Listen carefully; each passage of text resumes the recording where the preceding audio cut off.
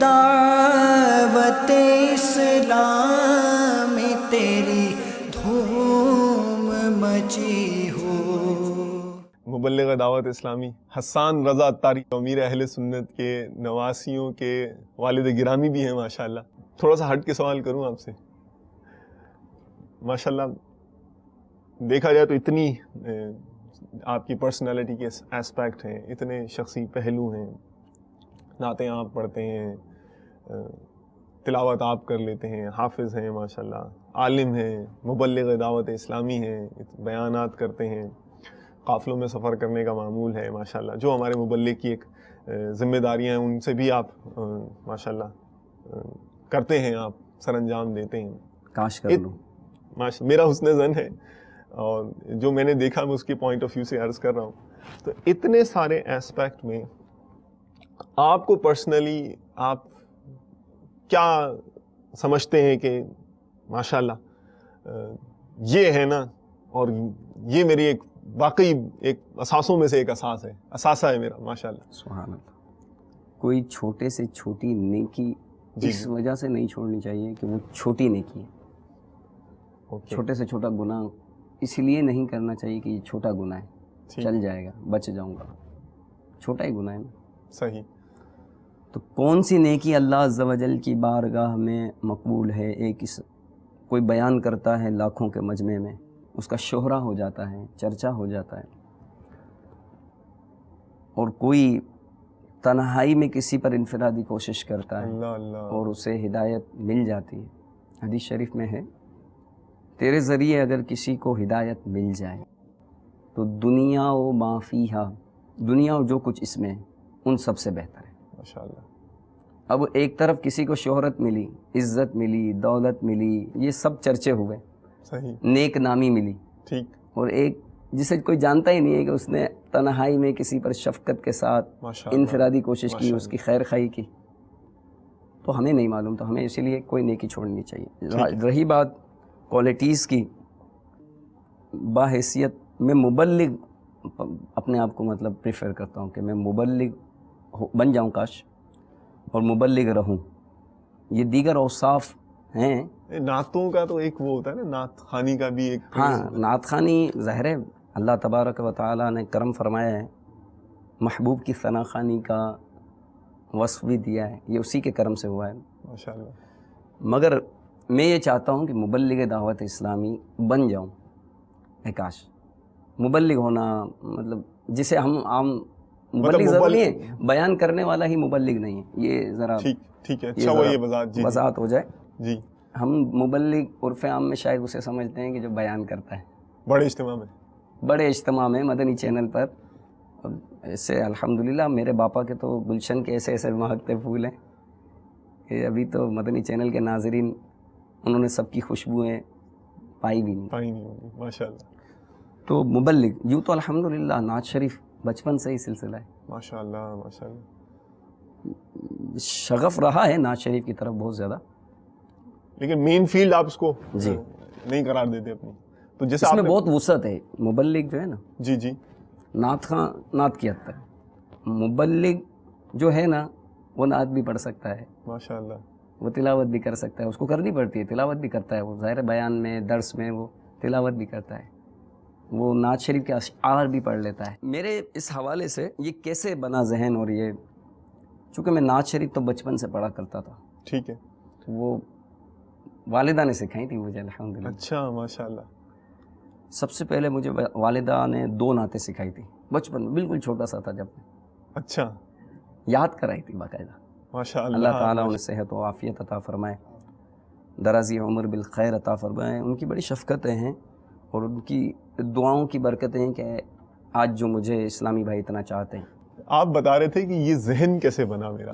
شروع سے مطلب دیکھتا رہا ہوں، جب مدنی ماحول میں تھا تو الحمدللہ حاجی مشتاق ماشاءاللہ عطاری رحمۃ اللہ تعالی علیہ، یہ ان دیگر اوصاف میں میرے آئیڈیل ہیں۔ یوں تو الحمدللہ باپا میرے آئیڈیل ہیں، جی، لیکن نعت خوانی ایک شخص میں اتنی ساری کیٹیگری ہوں کہ وہ نعت خواں بھی ہو، وہ ماشاءاللہ مبلغ بھی ہو، جی، اور بہترین مبلغ ہو، اور وہ امام بھی ہو, وہ قاری بھی ہو, وہ ملنسار بھی ہو, خوش اخلاق بھی ہو, عاجزی کا پیکر بھی ہو. تو الحمدللہ مشتاق بھائی میرے استاد بھی ہیں اور میں نے ان سے الحمدللہ تلاوت بھی سیکھی ہے, نعت شریف میں بھی ان کی پیروی کرنے کی کوشش کرتا ہوں ماشاءاللہ الحمدللہ. تو یوں یہ اوصاف. اب آپ دیکھیے کہ باپا کتنی محبت کرتے تھے, ان کا تذکرہ کس طرح کرتے تھے. جی جی. کسی نے باپا سے مدنی مذاکرے میں پوچھا کہ نعت خواں کیسا ہونا چاہیے, سبحان اللہ. باپا نے برملا فرمایا کہ حاجی مشتاق جیسا ہونا چاہیے. ماشاءاللہ ماشاءاللہ. تو کیوں کہ حاجی مشتاق, پھر اس میں مزید وضاحت فرمایا کہ حاجی مشتاق صرف نعت خواں نہیں تھے, نعت خواں تو بہت سارے ہیں, ایک سے ایک ہیں ماشاءاللہ, تو لیکن ان کی شناخت صرف بطور نعت خواں نہیں تھی. وہ جہاں اجتماعات میں جاتے تھے تو وہ اجتماعی ذکر و نعت ہو جاتا تھا, تلاوت بھی کرتے تھے, نعت شریف بھی سناتے تھے اور بیان بھی کرتے تھے, انفرادی کوشش بھی کرتے تھے, اور انفرادی کوشش آنکھوں سے دیکھا جی ماشاءاللہ, اور مرشد بھی کرتے تھے. سبحان اللہ سبحان اللہ. تو یوں کوشش ہے کہ ان کی کچھ نقالی ہو جائے. ماشاءاللہ ماشاءاللہ. اگر تھوڑی سی شوخی کی مجھے اجازت دیں, میں یہ عرض کرنا چاہوں گا کہ اتنا تو مجھے آئیڈیا ہے کہ آپ میمن کمیونٹی سے تعلق رکھتے ہیں, تو ایک میمنوں کا بھی تو ایک سمجھے ایک جینز میں ہوتا ہے نا, ٹریڈنگ, بزنس, کامرس.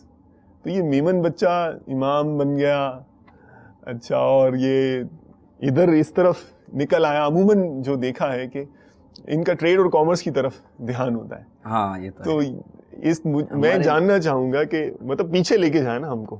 وہ یہ تو آپ نے بتا دیا کہ گھر کے اندر سے آپ کی امی جان نے جو اس کے مطلب ماشاءاللہ جو ایک بیج لگایا, آج جو ہے وہ الحمدللہ آپ کو مدنی ماحول کی طرف لے کر آیا, اور مدنی ماحول نے تو پھر جو کھاد اور پانی لگایا وہ تو ہم دیکھ ہی رہے. تو ماحول میں داخلے کا سبب اور یہ جو سفر طے ہوا, مختلف مراحل, ان سے بھی ہمیں تھوڑا سا آگاہی بخشیں. مالی اندھیرا ہر جگہ چھایا ہوا ہے کیونکہ مال کے نقصانات بھی ہیں.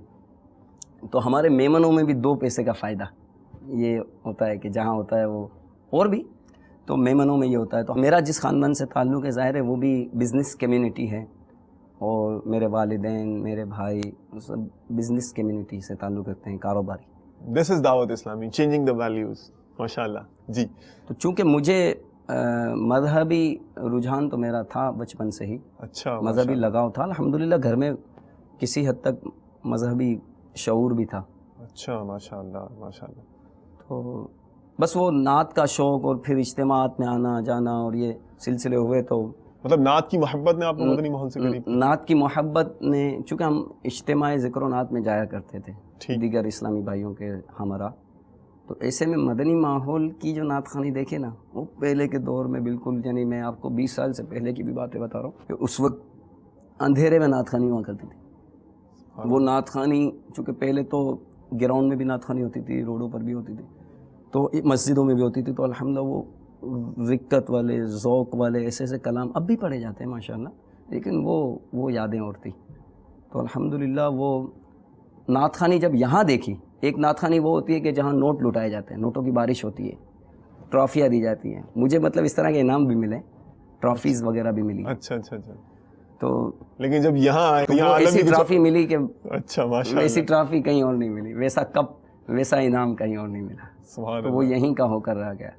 اچھا, تو پھر حفظ کا طرف ذہن کیسے آیا؟ تو حفظ کی ایسا ہوا کہ میں نعت شریف پڑھا کرتا تھا الحمدللہ, تو میرا ذہن بنتا تھا کہ میں نے چونکہ قرآن شریف تو پڑھا ہوا تھا ناغیرہ, ٹھیک الحمدللہ, تو میرا یہ ذہن بنتا تھا کہ میں زیادہ سے زیادہ قرآن پاک کی تلاوت کروں. سبحان اللہ.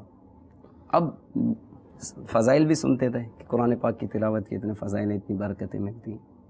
میرا ذہن پھر بنا کہ میں حفظ کر لوں, اور حفظ کر لوں گا تو میرا تلاوت کرنا آسان ہو جائے گا الحمدللہ ماشاءاللہ. تو میں نے حفظ اس نیت سے کیا کہ میں روزانہ کم از کم 1 پارہ تو تلاوت کر لوں گا. اچھا, تو اس وقت اور کوئی اور انٹینشن نہیں تھا دنیاوی یا دینی طور پر کہ کچھ اور بھی کرنا چاہیے؟ تعلیم تو چل رہی تھی نا میری دنیا میں. اچھا بالکل, میں پڑھ بھی ساتھ ساتھ رہا تھا, اور مدرسے سے بھی وابستہ تھا, جو ہمارے علاقے میں مدرسے تھے مسجد میں, ان سے میں وابستہ تھا. تو دنیاوی لحاظ سے کوئی پلان نہیں تھا آپ کے ذہن میں؟ بالکل تھا.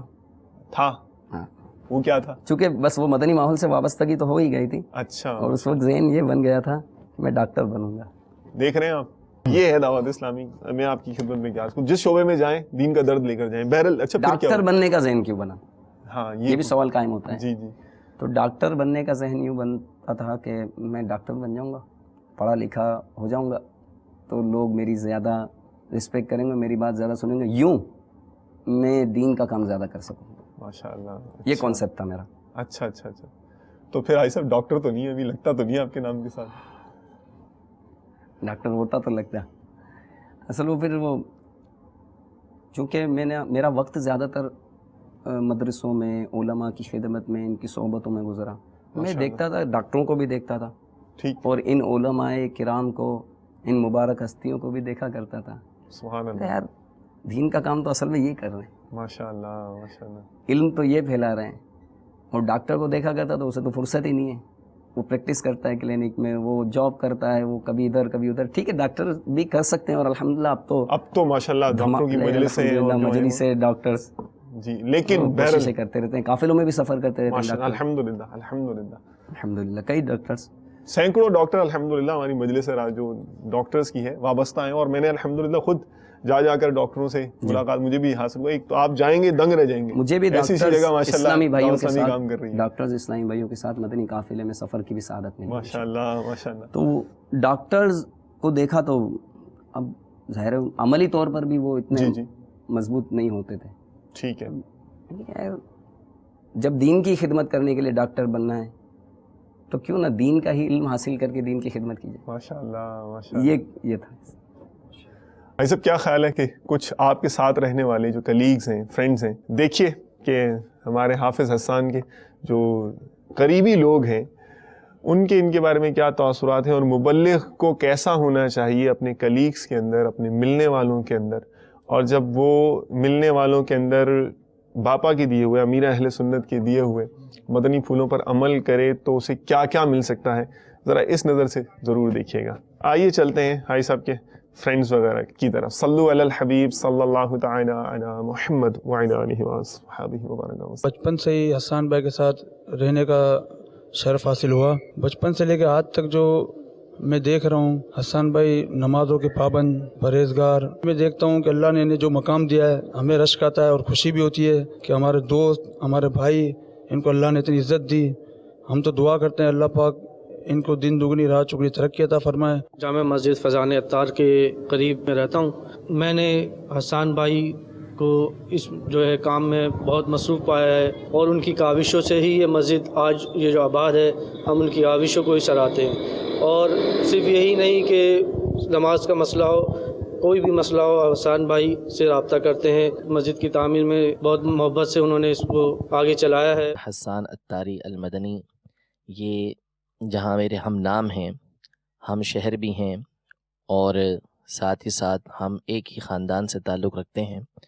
बिहम्दिल्लाहि ताला इन्हीं की तरह, इन्हीं के पीछे चलते हुए मुझे हिफ्ज़ कुरान की सआदत भी हासिल हुई है, और ये भी हाफिज़ कुरान हैं। और साथ ही साथ अल्हम्दुलिल्लाह हमें ये सआदत भी मिली कि इनके साथ हमें दरस निज़ामी के चंद दरजात पढ़ने का मौका भी मिला है। अल्हम्दुलिल्लाह अज़्ज़ वजल इनकी ज़ात में बेशुमार खूबियाँ मुझे देखने को मिली हैं।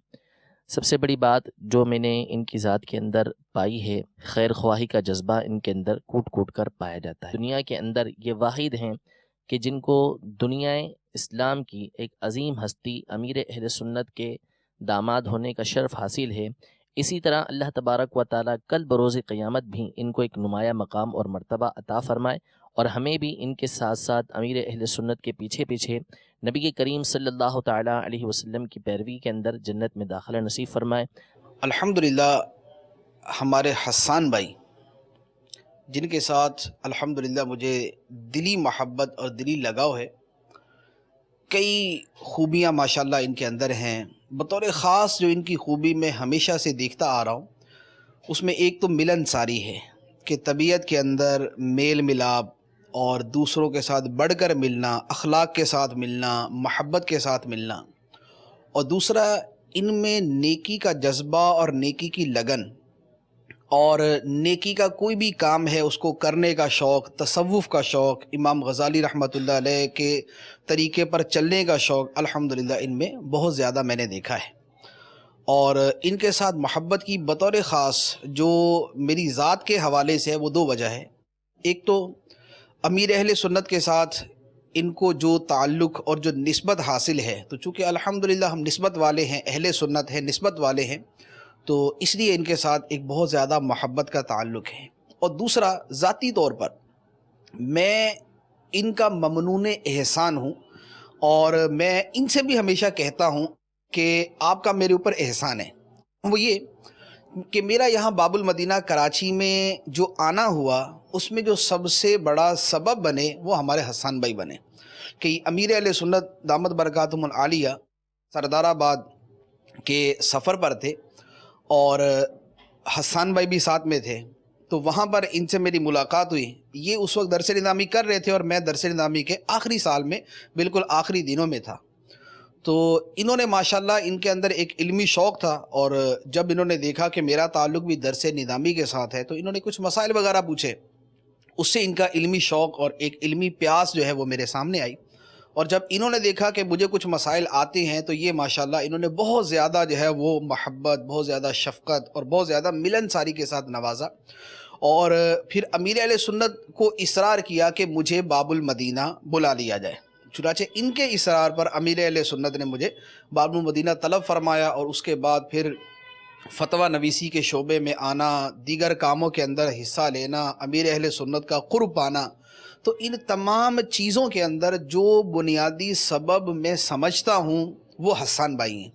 تو اس لیے میں تو ان کو ہمیشہ اپنا محسن کہتا ہوں کہ میرے اوپر میری زندگی کے بڑے بڑے احسانات میں سے ایک احسان جو یہاں پر آنا، امیر اہل سنت کا قرب پانا، علمی دنیا کے اندر داخل ہونا اور علمی فیلڈ کے ساتھ وابستہ ہونا، دعوت اسلامی کا کام کرنا، ان سب کے اندر جو ایک مرکزی احسان کرنے والی ہستی ہے وہ ہمارے حسان بھائی ہیں. تو میں اللہ تبارک و تعالیٰ سے دعا کرتا ہوں کہ اللہ تعالیٰ ان کو جزائے خیر عطا فرمائے، اور ان کے علم میں، ان کے عمل میں ترقی عطا فرمائے، ان کے شوق علم میں ترقی عطا فرمائے، ان کو علم میں رسوخ عطا فرمائے، اور جو ان کے دل میں ایک نیکی کا جذبہ ہے، تصوف کے ساتھ ان کی محبت ہے، اللہ تعالیٰ اس میں بھی ترقی عطا فرمائے اور انہیں مزید باعمل بننے کی توفیق عطا فرمائے. آمین بجاہ النبی الامین صلی اللہ علیہ وسلم. ماشاءاللہ امیر اہل سنت کا ایک تاثر. صلو علی الحبیب صلی اللہ تعالی علی محمد وعلی آلہ وصحبہ وبارک وسلم. کہ میرے 2 بچے ہیں، دونوں کو لے جاؤ، اور اگر اس بات پہ بھی ڈن ہوتا ہے کہ یہ دین کی خدمت کریں گے اور قیامت کے دن ملاقات ہوگی، آپ کو ملوائیں گے نہیں، میں اس پر بھی راضی ہوں. میرے بچوں کو لے جاؤ. بہت کام کے انفرادی کوشش کے ماہر ہیں. تو لبی بھائی کا بھی پیغام آ گیا، جہاں میرے باپا چاہیں بھیج دیں. حسان نبی لبیک کہہ رہے ہیں. حاجی حسان تیار ہو گئے. صلو علی الحبیب صلی اللہ تعالی علی محمد. حافظ صاحب پاپا کہتے خوش ہو رہے ہیں. سبحان اللہ. نہیں، یہ بھی میرا بچہ ہی ہے نا یار. جب میرے بچوں کے ہاتھ سے کام ہوگا تو مجھے زیادہ خوش ہونا چاہیے. ایک فطری امر ہوتا ہی ہے. یہ ہلال جو اتنا سا میرا پوتا ہے، انشاءاللہ یہ بھی اگر کسی کام کا ہے تو میری تو اجازت ہے، اس کو بھی لے جاؤ. مگر ظاہر ہے کہ یہ میرے بس میں نہیں ہے، نہ اس کو کوئی لے گا کہ یہ کام کیا کرے گا. یہ تو ایک مبالغہ ہے کہ وہ اللہ کرے کہ میرا بچہ دین کے کام آ جائے. میرے گھر کا ایک انچ یا ایک اینٹ اللہ کرے اس کے دین کے لیے کام آ جائے. اللہ کرے، اللہ کرے. اللہ بھائی صاحب آپ نے یہ تو مناظر دیکھ ہی لیے. میرا خیال ہے کہ جامعۃ المدینہ میں جو آپ کی لائف ہسٹری ہے اس کو تھوڑا سا ایڈریس کر لینا مناسب موقع لگتا ہے مجھے. صلو علی الحبیب صلی اللہ تعالی علی محمد وعلی آلہ وصحبہ وبارک وسلم. قناعت اختیار بھائی تھوڑے رزق پر، دل میں یہ خواہش نہ رکھنا سب کرے میرا ادب، دل میں یہ خواہش نہ رکھنا سب کرے میرا ادب. ماشاءاللہ. ایسا میں یہاں سے چاہوں گا کہ یہاں سے بھی کچھ امت کی خیر خواہی کا سامان ہو جائے نا. سیدوں سے محبت اس حوالے سے بھی کچھ اگر ہو جائے. معمول یہی ہوتا تھا کہ اپنے پڑھائی سے اور دیگر معمولات سے فارغ ہو کر مدرسوں سے، تو ہمارے علاقے کے ایک بزرگ تھے، اللہ تعالیٰ انہیں کری کہ رحمت کرے، ان کی مرکز منور پر رحمت و رضوان کی بارش فرمائے. حضرت اللہ مولانا سیدی افسر علی شاہ صاحب رحمۃ اللہ تعالیٰ علیہ. یہ بہت باعمل اور بہت نورانی بزرگ تھے. ماشاءاللہ. ان کی خدمت میں مجھے رہنے کا بہت موقع ملا ہے, یہاں تک کہ ان کے گھر کے چھوٹے بڑے کام کیا کرتا تھا. علماء سے مربوط رہنے کا. ہاں الحمدللہ تعالیٰ. وہ تو ذہن تھا. اور میمنوں میں اور خاص کر کے ہماری جو برادری ہے اس میں سیدوں کا ادب, سیدوں سے محبت بہت زیادہ پائی جاتی ہے الحمدللہ. تو مجھے بھی اس سے حصہ ملا تھا, ان کی میں خدمت کیا کرتا تھا الحمدللہ تعالیٰ. اور کیوں نہ ہو کہ ایک تو عالم ہے اور سید ہے. ماشاءاللہ. اے دعوت اسلام تیری دھوم مچی